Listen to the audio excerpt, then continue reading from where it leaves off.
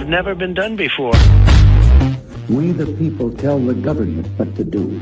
It doesn't tell us. We the people are the driver. The government is the car. And we decide where it should go and by what route to do. We the people are free. And I hope we have once again reminded people that man is not free unless government is limited.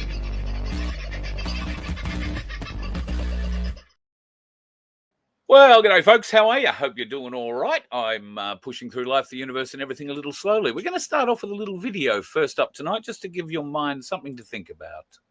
Oh, be better if I played it, wouldn't it? Back to the 1900s, and we look at the building of mental asylums. They were extremely large and had thousands of rooms. So when you start to wonder, why would someone build a mental asylum that large in the 1900s? Not to mention the resources that it would take. And especially when you look at the early 1900s people who were only living in little houses and shacks made from wood. Then you have these huge mental asylums, expertly made, where they're locking up thousands of people who went against the narrative. And can you guess what that narrative was? Well, it was the life that you lead today, when they started to first introduce taxes and those things that we get jabbed into our arms. And when people would go against the narrative, they'd get locked up in these mental asylums. And it would be put out on radio broadcasts as well. If you or anyone went up against the system, they would be locked up. And if you actually look back, they actually got locked up and got rid of a lot of population back in that time who went against the system. So if you actually go and look at the mental asylums in the 1900s, you'll start to see buildings and their size and their structure, which doesn't really make any sense for the time period. And then the majority of them were actually demolished during World War I. The majority in England were demolished, and there is very few left because they wanted to hide the evidence. And if you think about the mud flood as well, these mental asylums started to increase massively after the 1800s, which is when the mud flood took place, around those times anyway, which is funny because then you have to question, were these people put in mental asylums because they spoke out about the mud flood and the forgotten history of Tartaria? Certainly a reasonable question to be asking, I would have thought, wouldn't you? Just thought we'd kick that off as a little brain teaser tonight. There are so many weird questions about our history, none of which appear to be answered in any real sense. And there's so much more being revealed on a daily basis at the moment. Have you seen what's going on in Petra at the moment? They've had huge floods. Petra is that magnificent facade that's carved into a cliff wall, if you like. It's and you can go into it. It's a building. Well, there was like a waterfall coming down from various parts of that. Amazing amounts of flooding in that area, and apparently it's unearthing a few things. The floodwaters. I mean, not the first time that Petra's been flooded, so I don't know. Maybe this is the year for it. How are you all going? You having a good night? It was first in tonight. The lovely Aussie Sue. And, well, I did have that one up to try and say, please remember to like and subscribe. Vince is obviously pushing the buttons for me in the background as well. Thank you, buddy. Also, the lovely Sandy K, crazy week. Oh, you've down a couple of donkeys. Well, I hope that's for a good reason, not necessarily one that is will require the digging of holes, which is all a bit rude. Spazza was in too. He's been having a... Well, we'll talk more about Spazza shortly because he sent me some good stuff we're going to have a bit of a chat about. But I don't think you're far wrong here. We've been saying next year for, 5 years now. However, there's more truth out and more norms coming to our side of the argument now than ever before, mate. So I think you're probably pretty close to it. Tony, I think you were first up in the room tonight. Magnificent man that you are. I hope you're doing well, brother, and life, the university in Melbourne is keeping you safe. And, well, safe is a big issue in Victoria, as what this says. Victoria is a mental asylum. I was lucky enough to grow up in Victoria, and the biggest... Well, there were a few really bad ones in Melbourne, I vaguely remember. There was also a very big mental health hospital treatment facility in Ballarat at Wendouree. And funnily enough, after it was essentially mostly torn down, there was a small part of it that was left standing, and an old mate of mine who used to do all the Harvey Norman commercials bought an office in there and commenced a studio business doing his Harvey Norman stuff out of there and other things. And I wound up working with him for a while. He had a heart attack, so I took over his business for him, and we were working out of that office. It was quite strange because we had people who used to work in the mental hospital come and have a look at the place because it had been barred up for years and nobody could get inside after they'd done all the demolition work. So we had people who used to work there come and visit us, and they came and let us know that certain areas of our floor at least used to be the shock therapy room. It's always a bit of fun. But that, to me, really does speak some truth, our Tartarian history hidden. Certainly, we have infinite examples of architecture that is out of place and time, given the history we have been taught. Nobody in a government has come out and tried to explain this or give an explanation for it.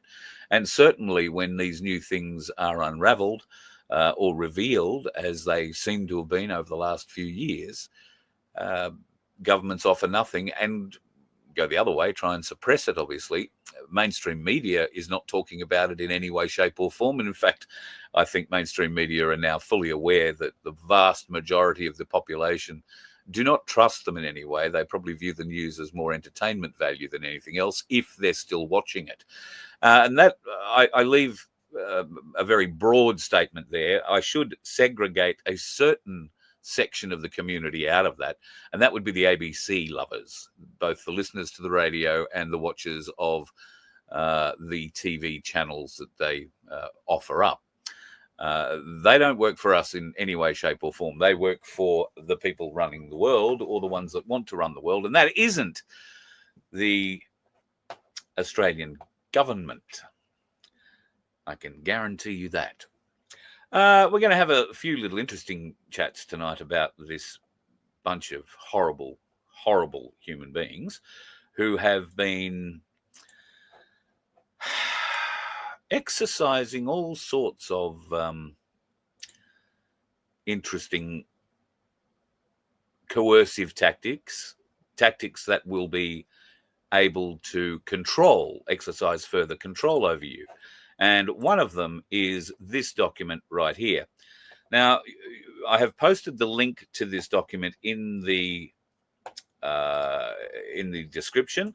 I'll also post it right now in the chat for you. If you like four-wheel driving, or in fact, if you like just driving around in the bush, if you like being off-road, if you drive off the bitumen pretty regularly, this is going to affect you and impact you in significant ways. Now, this is a submission deal, so you have only a few days left. There were 42 days initially to put in a submission. Why would you be putting in a submission? Well, what they want your input on is the speed limit on dirt roads, on unsigned posted dirt roads. Now, the lies that this department start to tell you are the risk of being killed on a regular or remote road is 11 times higher compared to a road in a major city. I would argue that that number has been tampered with, and if you actually were to drill down into the number of country deaths and find city drivers, and we are going to have to get down to base nationalities of this, because it's quite clear Australians have been able to drive on dirt roads with moderate deaths since we got here. Now, for some reason, there seems to be an uptake or an uplift in deaths on dirt roads. I don't know how true this is. It could be that we have a whole heap of bunch of new Australians who are going off to enjoy their new country, going out to check it out. Let's go and see a kangaroo in the wild. And you wind up driving up a dirt road and trying to do a U-turn somewhere you can't, or you don't know the difference in the surface that you are traveling on. You can't feel it in the car. You have no road sense. You have, and let's face it, there are many people out there who have absolutely no road sense, no feel, no mechanical feel, no mechanical sympathy with the vehicles that they drive. They just get in, turn the key and go. When it doesn't go, they call someone to make it go. That's as simple as it gets. Well, I'm sure there are a lot of new Australians who rate very highly in the death or dismemberment or disaster figures associated with road trauma around the country. Now, what this federal government intervention is doing is anybody's guess. The feds do not have the power to legislate speed limits over the states. That's the domain of the states. However, I suppose if the government does this sort of report and says, oh no, we are going to drop the speed, or we're going to make a mandatory speed limit on dirt and gravel roads of 60 kilometres an hour or 70 kilometres an hour or 50 or 80, whatever it might be. Now, it's unfortunate that a whole bunch of shiny bum asshole administrators, bureaucrats have come up with this idea. I would even go so far as to suggest there are some numpty little advisors tucked away in the representatives' teams who've had this bright spark of an idea. They'll be urban politicians and their administrators that have come up with this. It won't be somebody who's lived in the bush, right? When you grow up in the bush, you learn how to drive on the roads because all your mates live out on farms and there aren't too many bitumen roads going to the farms. There aren't too many farmers killing themselves on the dirt tracks around their properties. What it comes down to is, like everything else on our roads, driver skill, driver ability, driver attention to detail. And we have none of that with the imports that we are currently flooding the country with. Now, some of them think they can drive. Some of them may have driven 10-ton trucks where they came from. And they think, because it's a status symbol where they come from, that here they deserve that same status. Unfortunately, they run into Aussie drivers who have very little tolerance for poor driving. It's got nothing to do with colour, creed, shape you are, where you come from. It has everything to do with your driving abilities. And so far, we have a number of international new arrival drivers being well overrepresented in the crash statistics. But because of this do good, bloody great, no, we can't go and point out different sections of the community that are doing the wrong thing, we can't name them, then it's not the done thing. You get smeared because you're a racist if you identify somebody who clearly does not have the skills or ability to drive a normal vehicle, let alone a heavy vehicle, let alone a multi-combination.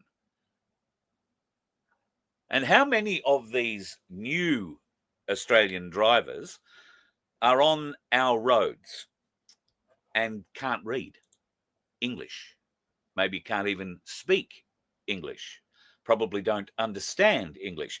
This is something that is happening in America at the moment.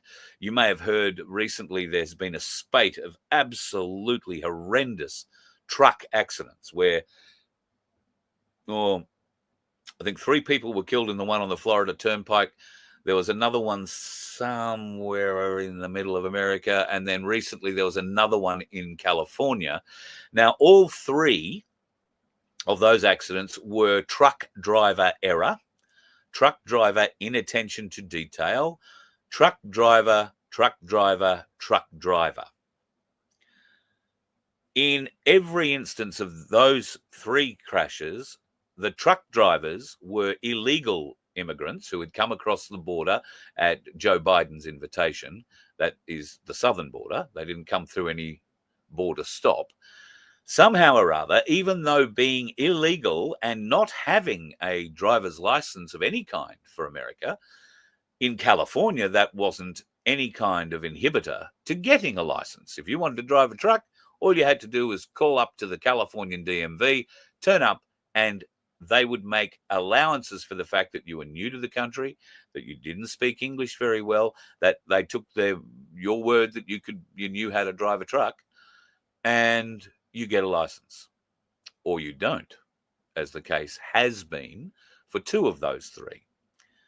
They don't have a license. They don't have any reason to be in America. They don't have any English skills. and clearly just as many driving skills.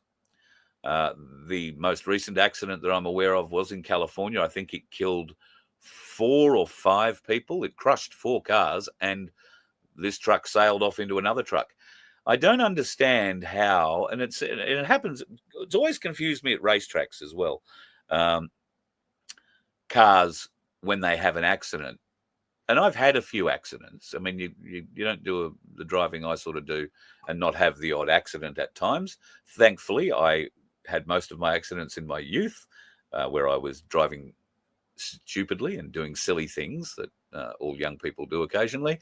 And I'm very fortunate. I never killed anybody, but I did manage to write off 2 cars before I got my license.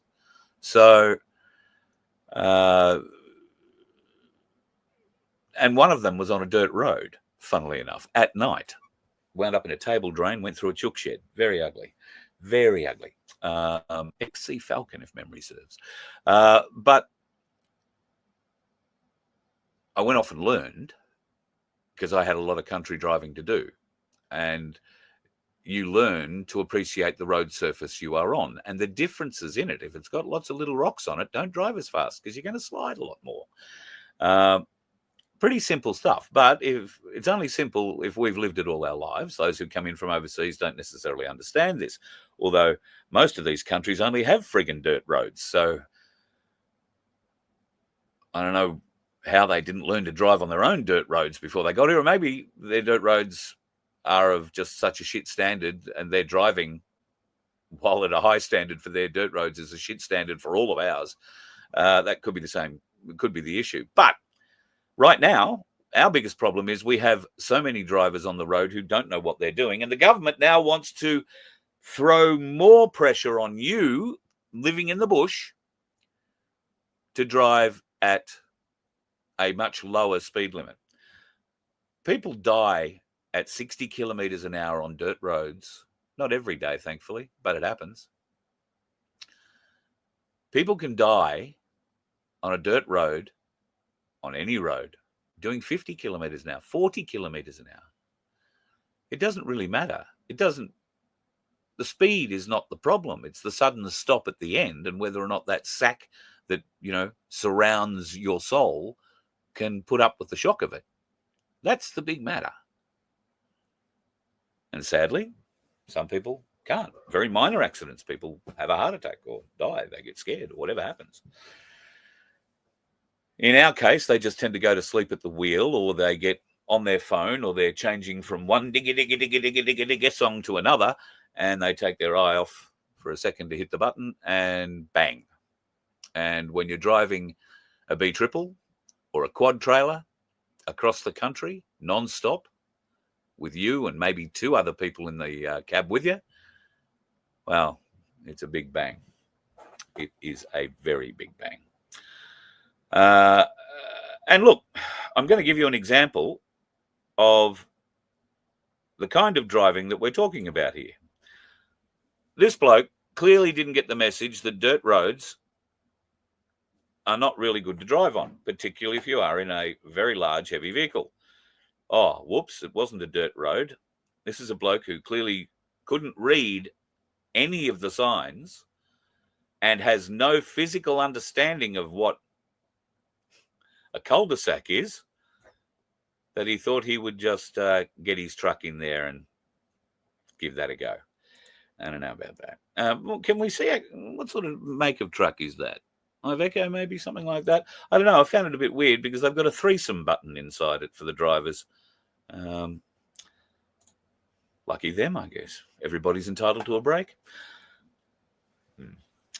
At any rate, bit of weird shit going on with the trucks. And if you want to keep our dirt speed limits at a reasonable thing, it's common sense. I mean, you don't get people who have been driving on dirt roads speeding on them. They know it's a great way to wind up in a table drain that you can't see because of all the grass growing out of it on either side of the road. Table drains cause a great deal of damage to cars. I know, that's where one of them got written off. But we keep letting these people on our roads, and then we keep dumbing down our road laws to meet the skills and abilities of these imports rather than the people here on the Australian road. It is absolutely friggin' sickening. Weather wars. They're coming back at us, folks. And recently, the bomb changed the way that it allowed us to view all the information that it gathers and displays. And the new way that it displays it is practically useless.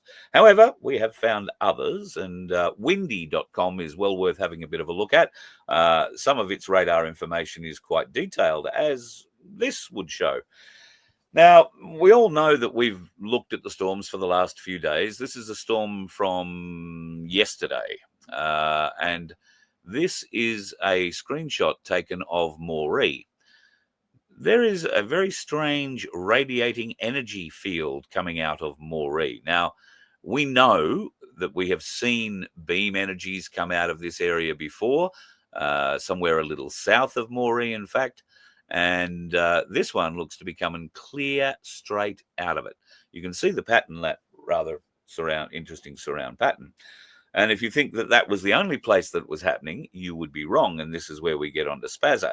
Spazza was keeping a good eye on the bomb site yesterday and sent me these. Now, Crow's Nest is a little place about an hour north of Toowoomba in the Blackall Range. And it's a beautiful, beautiful little town. We have never seen anything that puts out that sort of energy in that sort of pattern in that area before. At least I find that is pretty new. And it was up for a while. Interesting, when this huge storm that had built up and was coming in from the west, it was still building at this stage. You can see the red and orange bits there. I can tell you that when it got a lot more further east, it was a hell of a lot bigger and a hell of a lot stronger than what it's showing up there. But this is what it looked like as it passed over Crow's Nest. Now, nobody that I've shown these images to today can explain to me what they are. And the fact that Crow's Nest is also a new and interesting place to have something like this pop up, this little energy field or whatever the hell it is. So what could it be? Well, it could be a lot of things. It could be what we think is some sort of energy pulse designed to energize the atmosphere and the things that they've sprayed into it, which will help the storm intensify. We know that they've been flagging things like big storms, big hail, and tornadoes. Now, I don't know how old you are, but the talk of tornadoes in this country is new. I remember probably the last time I heard of a tornado would have been in the late 70s or early 80s in a little town called Mortlake in Victoria, where one lunchtime I was home from school and a tornado hit the town. And it was seen, it picked up a few wheat silos that were mobile wheat silos and threw them some distance, tore the roof off a house somewhere. That was the first tornado we'd ever heard of. And I got to admit, I haven't heard of too many of them since. And the Bureau actually wound up explaining it away as there's a mountain or a large hill called Mount Shadwell in Mortlake. And they say that this, whatever it was, bounced up against that, folded back on itself. There was a huge crack of thunder and lightning and a huge bang. The earth shook. And, a bit of wind blowing stuff around. So that's, we might have had the odd mention of it since. But in all my career in radio, and I must have read tens of thousands of weather reports in my years. Tens of thousands. We used to get it off a telex that was like a 5-meter long weather printout. And we have to read the whole friggin' lot because everybody in the bush needs to know everything that's going on with the weather. And that's back in the days when the Bureau used to actually provide decent weather information. They haven't done that in many, many years. But there was never talk of tornadoes.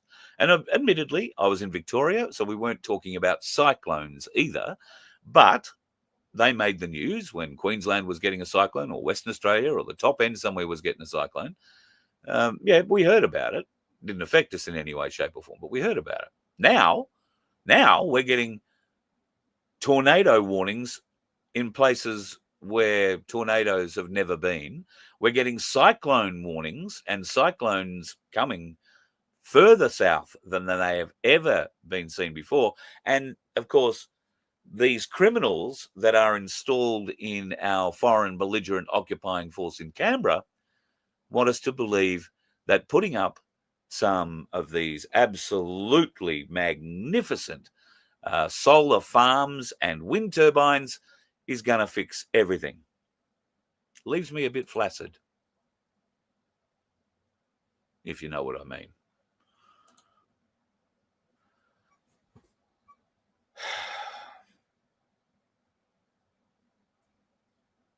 Italy's got the right idea.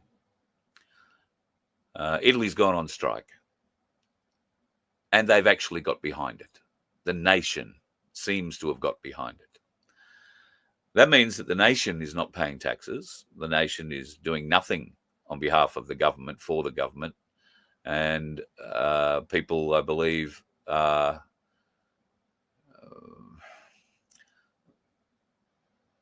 is a word for it. I'm not Italian, so I'm not even going to bother attempting it. But they're not being as respectful as they once were to the police and to the government officials and all that. In fact, they are being exactly the opposite.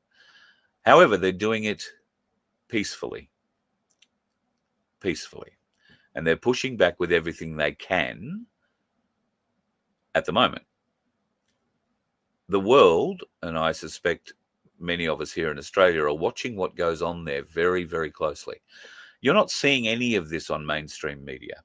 Mainstream media aren't telling you that Italy is overrun by the people. They want to be rid of their government. Rid of their government. And they want to be rid of all the illegal immigrants that have been forced into Italy as well. I can tell you that Germany is ready to push back. Well, not the government, but the people are ready to push back. There are such horrendous crime figures coming out of various cities in Germany, mostly to do with attacks on women, but there are attacks on men. There are serious crime matters, and we're not the only country. Victoria is not the only state that has problem with black people running around with machetes doing great damage. Apparently in Europe, though, these folks are much more motivated to do you significant harm. It's either that or the young kids, and they are kids who are doing it here in Australia, just, well, thankfully, not swinging them as hard as they could and being mindful of where they're actually swinging them. How there aren't arms chopped off with kids, holding up their hands in defensive postures, I do not know. It goes to show that while they might be able to carry one of these blades, they don't know how to sharpen it. Maybe. And I'm really good at sharpening knives. I'd love to help, but not for that. Pauline Hanson's out of the country. She's hopped on the big silver bird with no propellers and disappeared off to America. And on Friday night, Halloween, she was invited to a very swish party at Mar-a-Lago. Donald Trump was there. She wasn't seated at his table, but she did get to speak with him. She was seated at the table of Gina Rinehart. God love Gina. Gina obviously has the Don in her sights. Why? Well, they're great friends. Billionaires are a bit like that, but they are great friends and have been for a long time. They are going to be much closer friends now because guess who owns most of those rare earth mines that we have here in Australia? Now, I've always had let's not overstate it. I've always had respect for Gina Rinehart. I once had respect for Twiggy Forrest. I've had respect for the big miners, the BHPs, the Rios. And now, after all of the research that I've done, all of the research that you've done and shared with me, there isn't anything I would do or say with regard to these deceitful actions that our government is taking. But we have to, like Pauline wants to stand up and be recognised, and she's doing her bit for it. She's going to be, I think, one of the first Australians to speak in an American CPAC, which is coming up this weekend, and that will be a very interesting turning point in Pauline Hanson's career. At the moment, Sky News and the like are fluffing her feathers a bit.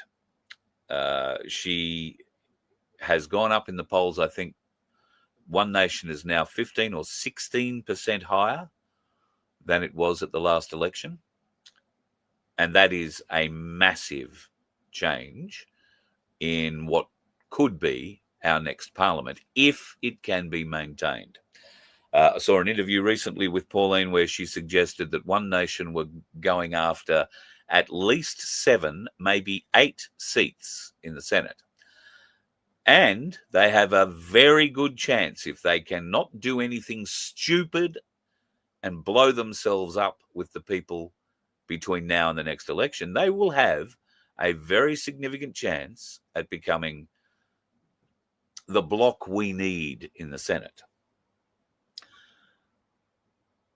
In 2 years, it's possible she could get a lot more people wanting to run, and maybe run in the House of Representatives as well. I'm not sure if that's where her daughter Lee is planning on running, whether that's the House or the Senate. They do have, pretty good vibe with the Senate, so to speak. And Pauline will be very safe next election. She'll be one of the 4 that stand up. In Queensland, there are 12 senators. The Liberals, the Nationals, and the Greens all hold Senate seats from Queensland, but that could change dramatically if these people can all learn to play together. So that's going to be the big test for Pauline and her One Nation team. It will be the test for people like Barnaby Joyce, and there are more than one Barnaby Joyce type people in other parties considering jumping ship.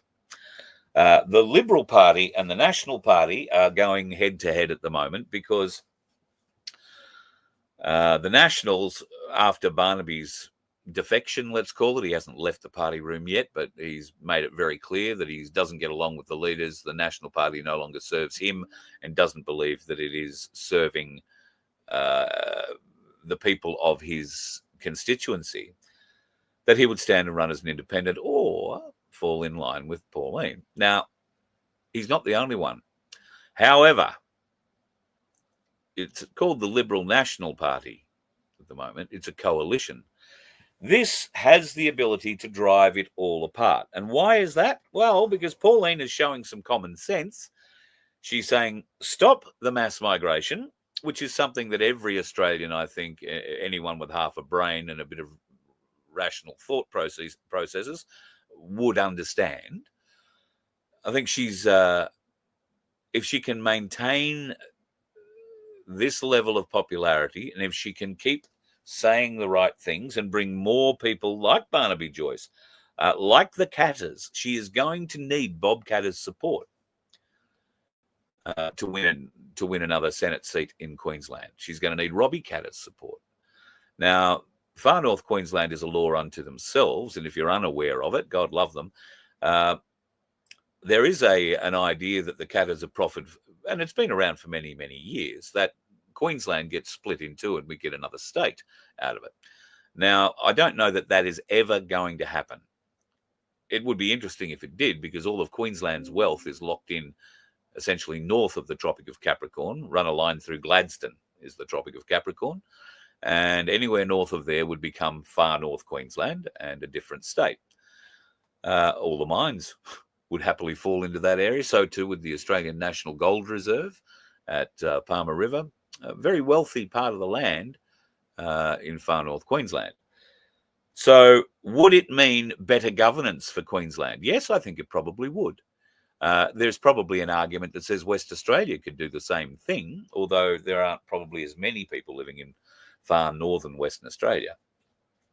But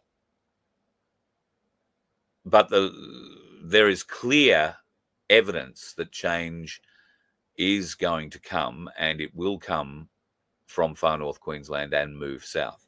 If One Nation can continue this momentum they have built, if they can come forward with good policies and policies that those people who want to stand for a seat or who are promoting One Nation can articulate cleanly, can articulate strongly, can defend strongly, then they might be in with something. And I would support them going forward, even though I don't necessarily believe that... I'm not going to say that all politicians are corrupt. I've met quite a few politicians, and not many of them are very smart. They have advisors for that. And I've found that those people who get pushed forward to be these politicians are generally mannequins, having their strings tightened and rubbed and pushed and prodded from somebody behind them. I think Pauline's probably a little bit different in that regard, but this isn't the first time we've seen a massive surge in support for One Nation and have it all fall over at the next election. Something always comes out. And it seems to be a division that comes from the Liberal Nationals, because up until now, that would be where One Nation was attracting most of its votes from. But not anymore. They're shutting Labor down as well. Their figures are going through the roof at the moment with support. I'm talking about One Nation. And that is a momentum they need to keep carrying for the next 2 years until the next federal election. What can we do to encourage them? What can we do to help support them do that? And what can we do to educate them about the Australian Constitution? Now, something came up. Did I actually suck it in? I don't think I did. Let me go and grab this. Somebody sent a letter to the Attorney General querying the Constitution and where the government actually stands with the Constitution. Now, like every good government department, the person that you address that letter to very rarely replies. They get an underthing to reply. So this is the reply the underthing gave to dear whoever it was. The Commonwealth of Australia Constitution Act. Now, this is for people to understand what the Australian Constitution is. And I think most of you, have got a pretty fair grasp on what the Australian Constitution Act 1901 actually is. But let's talk further. Thank you for your letter to the Honourable J. Quigley, MLA, Attorney General, dated 17 September 2009 regarding the Constitution. The Attorney General has asked me to respond to you. This sounds like a state matter, not a federal, by the way. While I cannot identify from your email in what context the Honourable Sue Ellery, Minister for Education and Training, was referring to in the Constitution 1901, I can provide a brief outline of the purpose of this legislation. The Commonwealth of Australia Constitution Act 1901 is omitted there. The Constitution came into effect in 1901. It is the fundamental law of Australia binding everybody, including the Commonwealth Parliament and the Parliament of the states. Notice the verbiage or the wordage there. It is the fundamental law of Australia binding everybody, including the Commonwealth Parliament, not the Australian government, the Commonwealth Parliament, and the Parliament of the states, not the Victorian government, not the Queensland government, the South Australian government, or the West Australian government, or any other state-titled government. That isn't in the Constitution. And only, as you're about to find out, what is in the Constitution is real. The Constitution describes the composition, role, and powers of the Australian Parliament, not the Australian government. This includes how the Commonwealth and states share the power to make laws. The Constitution also details some of the rights of Australian citizens, for example, the right to religious freedom. You do have that right in Australia. What you don't have the right to is free speech. There is no provision for free speech in the Australian Constitution, any version that you might care to quote, which is a bit wrong, I would have thought. The Constitution can only be changed with the approval of the Australian people by referendum. Well, we know that that's a lie too, don't we? Because we had a referendum recently, the voice referendum, which was going to make considerable, significant changes to our Constitution. And what happened to that? Well, it got voted down, deeper and down. $400 million wasted by the criminal left government running this country, trying to bribe everybody from the media right down to you to agreeing with them that the voice was a great idea. And didn't Australia breathe a sigh of relief when that was kicked firmly in the nuts and sent scampering off under the deepest, darkest rock that it can climb under? Well, that rock turned out to be Victoria. And we certainly know the government there is full of rock spiders, very strong ones, capable of overturning rocks and reinvigorating life. I mean, if anybody can fuck life into a corpse, it's the Victorian politicians, don't you think? So, I beg your pardon, that's probably a very bad analogy. These criminals masquerading as parliaments, particularly in Victoria, have now got a treaty. How wonderful it will be to have that treaty. It's going to be, oh, so wonderful for everybody involved. Except it's not. Victorian supporters of this treaty are currently celebrating what it means to give Aboriginal people a voice in their future. Well, they've always had a voice in their future. Always. They've got exactly the same vote as I have. One vote, one body, one vote. But that's not good enough for the land councils. That's not good enough for the greedy black mafia, the Aboriginal mafia, as it's being referred to these days, led by some absolute filth that resides on the Labor side of the government. I'm not saying there aren't other filth in the other parties. I'm sure there are. But the one currently, well, a number currently in the Labor Party are really doing an outstanding job. So now the Victorian state government, although it's not, has decided in its infinite wisdom to legislate a treaty into place. God, Victoria, how many of you are packing up, getting ready to leave? And are you coming to Queensland? Don't. There's nowhere to live. Unless you've got a caravan. It's staggering. The level of duplicity exercised by the Victorian state government. And what are Victorians doing about it? Fucking nothing. Nothing. Oh, there's nothing we can do. Well, there is. There's a lot you can do. And maybe it's time we started doing it. Does it have to start in Victoria? How many strong Victorians are there? I know that there are many in our Freedom family. Tony amongst the strongest. But he is one of many. Beckio and her team from Truth Seekers. There are so many people. My place, not just Darren Bergworth, but my place all through Victoria, supported by my place around Australia. And that's something you want to consider, folks. Joining a my place near you. because you're going to find a lot of right-minded people. You're going to hear an awful lot of ideas and suggestions. You're going to see and understand a lot of research that a lot of other people have done. And from there, you will be able to make an informed decision about what our next steps should be. And it will be coordinated if my place can get their shit together. And there are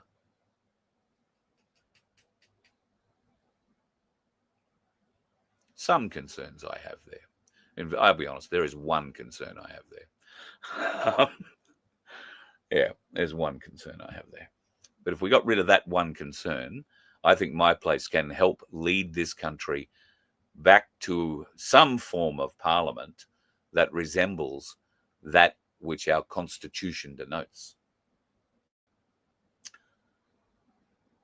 We need a place to gather. We need a place to find our friends.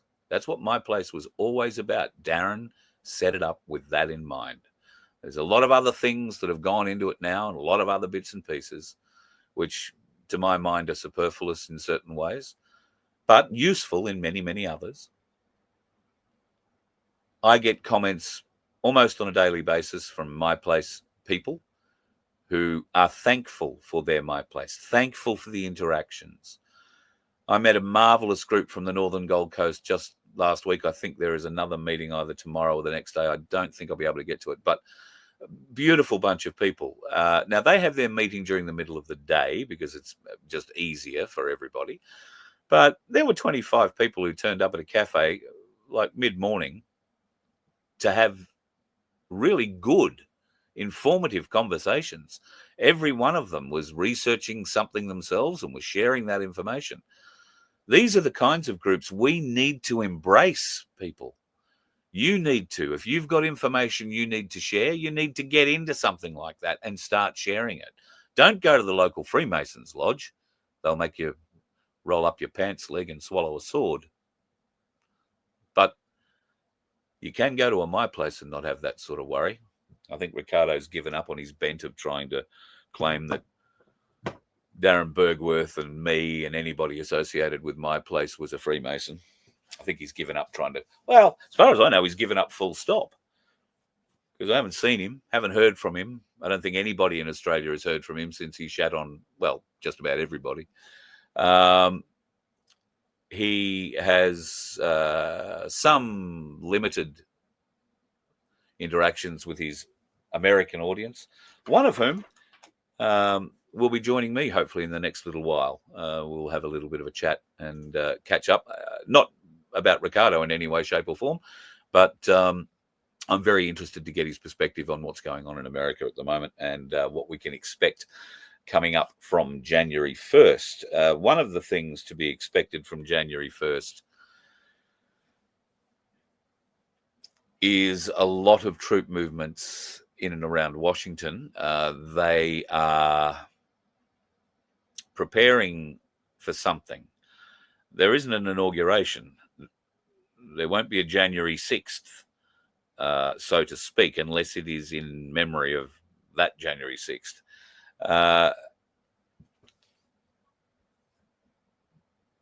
But we're getting a lot of intel saying in the lead up to Christmas, there'll be a lot of things happening that the world will truly be awake to. And then from January, we're going to start seeing military solutions being put in place and associated other things. Now, take that for what you will. Whether or not it's real, I don't know. We've heard it for so many years. The White Hats have been telling us that, you know, they're all going to fix everything and all we have to do is follow the plan. The only problem with following that plan is there is no bloody plan. The plan we had was actioned, and either we failed in that we weren't able to attract enough attention, or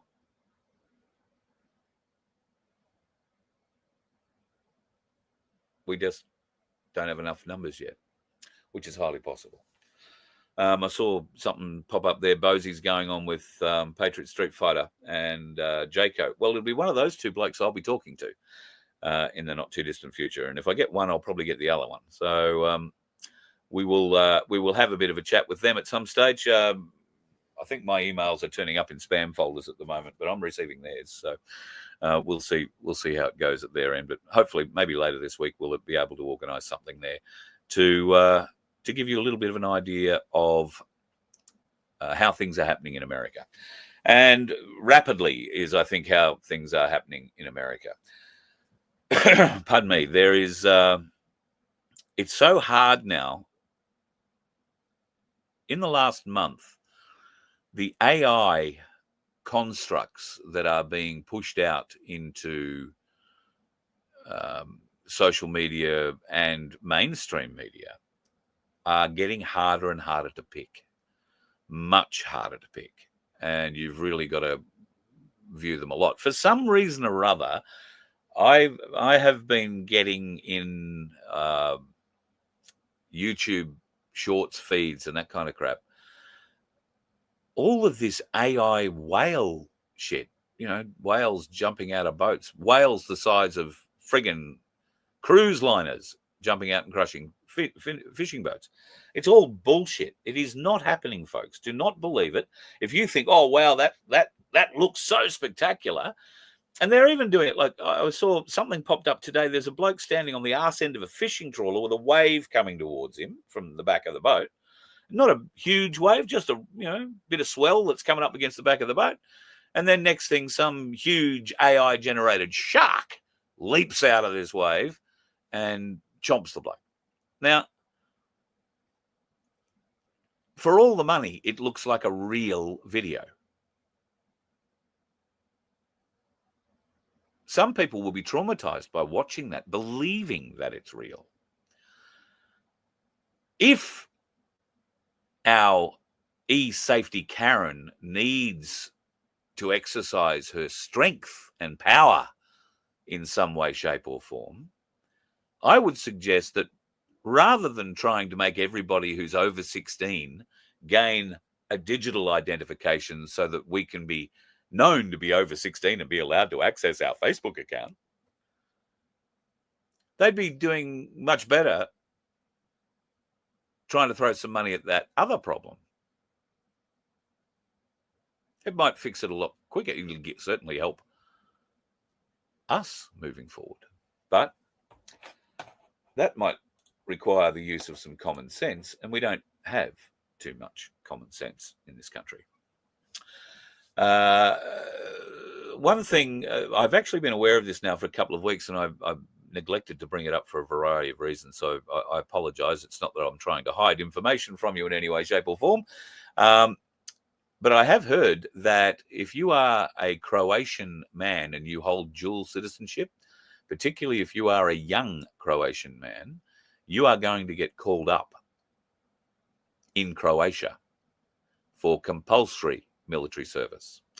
Now, they're looking for young men aged between 18 and 30, and they're actively seeking them out within the Croatian-Australian community.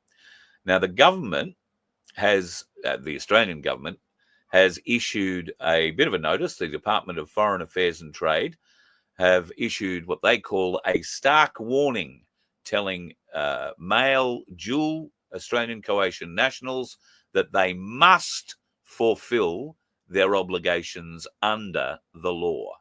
And that means that if Croatia says that you are going to come and serve in the Croatian army for 2 years, then thank you very much. Pack up your kit, hop on the plane, and head to Croatia. And if you decided you weren't going, you were going to be a conscientious objector, I think you'll go to jail. And by the sounds of that statement from the Australian government, they are going to put you there because it's the law. These changes come into effect from January 1st. A lot of interesting new changes from January 1st. And it's already been voted on by the Croatian parliament. The lawmakers there have already voted it into reality. They're saying they are restoring mandatory military service. And why are they restoring it? They're restoring it to strengthen NATO and the member nations' defense capabilities. So here is the upshot of Donald Trump going to NATO and saying, we're not paying your bills anymore. We're not going to keep funding this bullshit. You are going to have to step up and start looking after your own defenses. And all of the countries in NATO are probably looking at doing exactly what Croatia have done. So if you are a dual national, and Jews here are, excused, because we all know you're more than ready and prepared to go and fight for the homeland, in the homeland, let's hope. But you've already had your training and done your 2 years military service, for which you can forever be called back up. And Avi demonstrates that on a regular basis. Good luck to him. Melbourne Cup today. I didn't watch it. Couldn't care less about it. But I did hear that the horse who won, called Half Yours, came off the track with blood running from its mouth. A lot of people get very upset about horse racing and, all that cruelty. They whip the horses. They don't. They actually either whack their boot or they whack the saddle. They don't really beat the horse, I don't think. I had a jockey once who wanted to punch the shit out of me for having a go at him about belting the horse, and showed me the bruises up and down his own leg from where he whips himself. It's the noise of the whip on the boot, I think, that makes the noise. Anyway, I'm no jockey. Horses don't like me very much. And that's why I figure I don't have to spend any money on the Melbourne Cup. But this horse today, Half Yours, I think it's called, managed to win and win by quite a margin. The only reason I bring it up is it was the only Australian-bred horse in the field. $4.5 million race, and it was the only fully Australian-bred horse in the field. I think that alone deserves a cup, considering that we have all the richest elite deep staters in the world with their favourite playthings, their horses, at the track. And this is why I've never got into horse racing, because I've always felt something wrong with it. Not so much the animal cruelty side of it, it's all the other shit in the background. And the betting. I've never been a gambler, thank God I never got that back. I've got so many other bad vices, but I didn't get that one, thank God. Ducked and weaved. But today, I haven't seen the figures. They'll probably come out tomorrow, but you can expect over 200 million, 300 million, maybe 500 million was wagered on that one race yesterday. That one race. And tonight, there are homeless people sleeping hungry on cold streets in towns and cities all around this nation, while houses that could home these people are being kept empty by investment or investors who are just keeping the house clean, don't have to do any work to it, just waiting for the market to go up so I can resell it again and make money out of it. To the detriment of those sorts of people. And the elites will be quaffing their champagne out of the cup tonight and probably tomorrow and the rest of the week, because for some reason or other in this country, we seem to get terribly excited about these sporting events that, for the most part, do you really trust aren't rigged in some way, shape or form? I mean, no evidence, no proof, no nothing. And I'm not saying the Melbourne Cup was rigged in any way, shape or form, but we all know that there have been, we all know there have been many unsuccessful attempts, which makes me think that there have been a whole heap of really successful ones that we don't know about. Maybe not in the race that stops a nation, but in the industry in general. We know that the dish lickers, the dogs, are also highly compromised in a number of areas. And one of the friends of this show, a dear friend who passed away not too long ago, was working very hard to expose that. Now, I would like to keep his work going in that regard, and I'll need to get catch up with a few of his cohorts to see whether or not that is something that we can keep going on with in his name. But John was not a shy bloke, and he would be on the tip of the spear every night, and he was being chased by elements within the Greyhound Association of this country because of the truth he was speaking. And you might remember the Greyhound Associations of Australia are a little bit wary of any kind of publicity, bad publicity particularly, because they did go through a very bad patch of bad publicity a few years back. And I think the dogs were actually stopped from racing in New South Wales and Queensland and maybe Victoria as well for a period of time. Why? Because of cruelty to animals, not just the dogs that are racing, but the callous way that any pups that were bred were treated if they weren't deemed good enough to be running dogs. Quite a lot of them were used to blood other dogs, or just knocked on the head and killed or whatever, fed to various other fauna.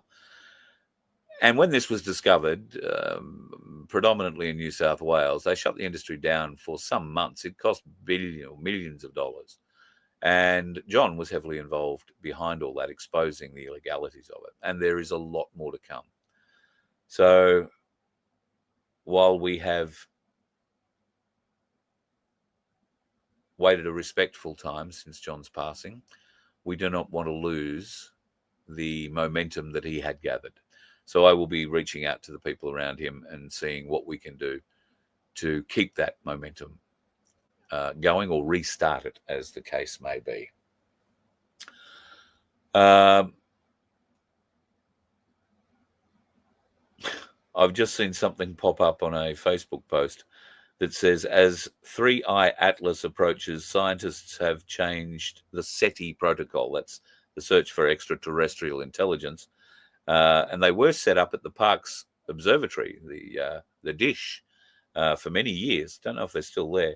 I think they probably would be, because we're the biggest. That Parkes telescope is the biggest in the Southern Hemisphere, from memory, or at least used to be. Anyway, there has now been a change of direction from SETI. So the SETI protocol was, if you got some sort of extraterrestrial contact, was to reach out. Now it's not. You are prohibited from reaching out if you receive an extraterrestrial radio contact. There are some weird things going on with that 3I Atlas, but I smell a rat, and I think that rat is blue and might have a last name of Beam. I do smell a rat. So 3I Atlas may get to the moon and take a sharp left turn and then hover over the lawns of the White House for a while. That will be an astounding moment when it happens. But I don't think I'm going to believe it's aliens from another country. They will be fighting. There will be destruction. They will try and scare us into believing it. But I would argue, go and have a look at one of the Spider-Man movies where this superhero comes in. He's fighting all these weird things that have been manifested coming out of the other zone.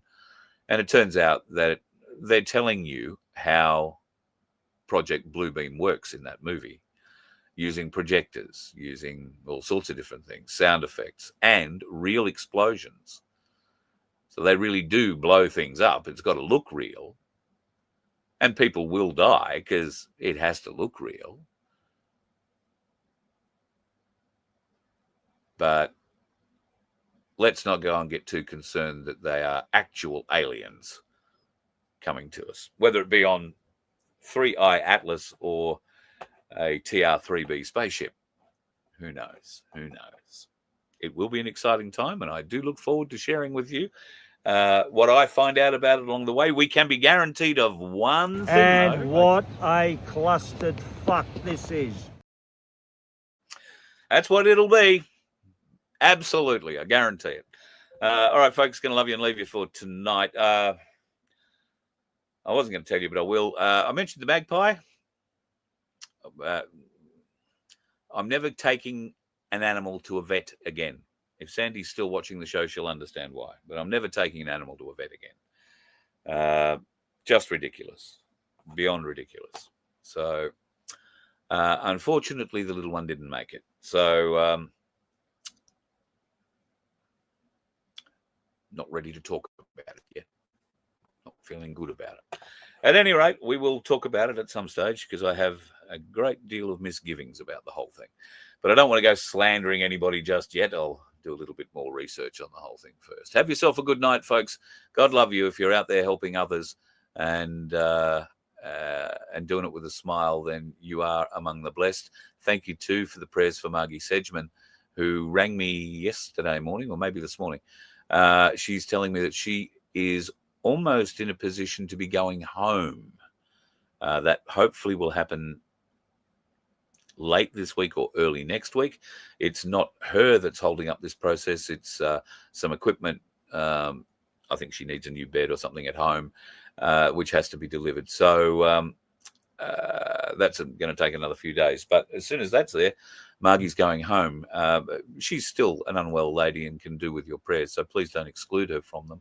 But I'm so pleased that she's in a position now. She's fought off another battle of pneumonia.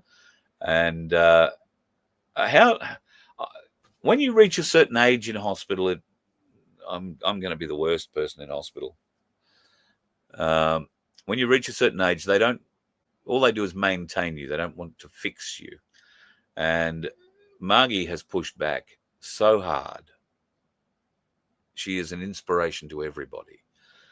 To understand and learn the fight that she has been through. And in a lady who is,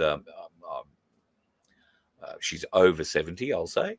And the strength of someone who is fighting multiple health battles and still able to gain something from this, the voice of freedom, something from the freedom movement in general, and to be able to stay so positive. She is an inspiration to me. She's an inspiration to anybody, I imagine, who is close to her. And I would hope that at some point in the not too distant future, I'll get an opportunity to introduce you to Margie, because she really is a very special person. And that means I've got to come to the Sunshine Coast. For me to come to the Sunshine Coast, it means I've got to get the bus on the road, and that requires a few bucks. So if you would like to help us out, then please do so at vofhq.com. You can become a member for as little as $2.50 a week. Or if you would like the chance to win $750 or a gram of Ainsley bullion, beautifully minted, into a bar, then we can help you out with that too at merch.vofhq.com. And there, for $2, you'll be able to buy a ticket in our lottery. You can buy a maximum of 20 tickets in the lottery. We only have 750 tickets to sell. And I think we've sold a little over 200 and something of them at the moment. So that'll leave, call it 500 left to sell. We would love you to take home either the cash or that little bit of gold, because who knows what it'll be worth next week or the week after or the week after that. It's not going down, put it that way. Anyway, if you can help us out,